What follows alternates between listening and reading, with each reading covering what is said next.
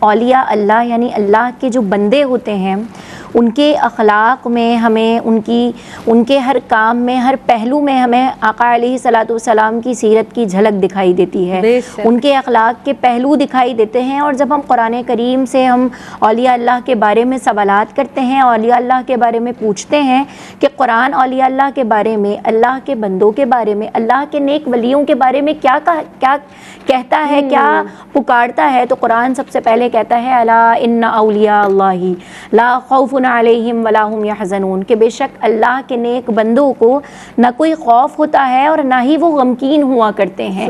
اللہ کے نیک بندے کون؟ وہ جو ایمان والے ہوتے ہیں، جو تقوی والے ہوتے ہیں، جو پرہیزگاری والے ہوتے ہیں، جو اخلاص والے ہوتے ہیں، جو رحم دل ہوتے ہیں، جو مخلوق کی خدمت کرنے والے ہوتے ہیں، جو ہر طرح اللہ کو راضی کرنے میں اپنی زندگی کو گزارنے والے ہوتے ہیں۔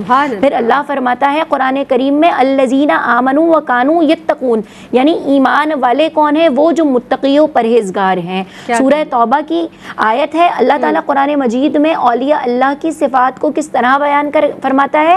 التائبون العابدون الحامدون الساہحون الراکعون الساجدون الآمرون بالمعروف والناہون عن المنکر والحافظون لحدود اللہ وبشر المؤمنین۔ کون ولی کون؟ اللہ کے دوست کون؟ اللہ والے کون؟ وہ جو توبہ کرنے والے، جو عبادت کرنے والے، جو حمد کرنے والے۔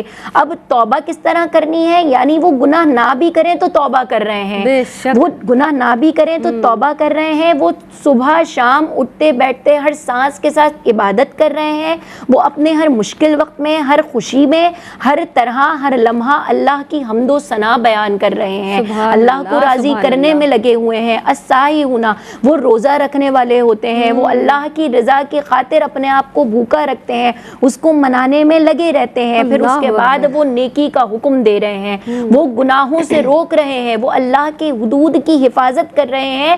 تو پھر قرآن کہتا ہے کہ جب وہ اللہ کے بندے بن گئے تو پھر وبشر المؤمنین، انہیں خوشخبری سنا دی جائے، انہیں خوشخبری دے دی جائے۔ سورہ بینہ کی آیت وما امروا الا لیعبدوا اللہ مخلصین لہ الدین، کون؟ جو اللہ کے لیے عبادت کرتے ہیں خالصتاً، کہ ان کی عبادت میں کوئی جو ہے نا وہ ریاکاری نہیں ہوتی، کوئی دکھاوا نہیں ہوتا، وہ جو کرتے ہیں، جو عمل کرتے ہیں، وہ ہر کام اللہ کی رضا کے لیے کرتے ہیں۔ ان اللہ یحب المتقین، اللہ پھر کہتا ہے کہ میں متقیوں کو پسند فرماتا ہوں۔ پھر اللہ کہتا ہے واللہ یحب الصابرین، جو میرے بندے ہیں، جو میرے دوست ہیں، جو میرے قریب ہیں، وہ صبر کرنے والے ہوتے ہیں۔ اور پھر کہتا ہے ان اللہ مع الصابرین، میں صبر کرنے والوں کے ساتھ ہوں، اور جن کے ساتھ اللہ ہو تو پھر وہ اللہ والے بن جاتے ہیں۔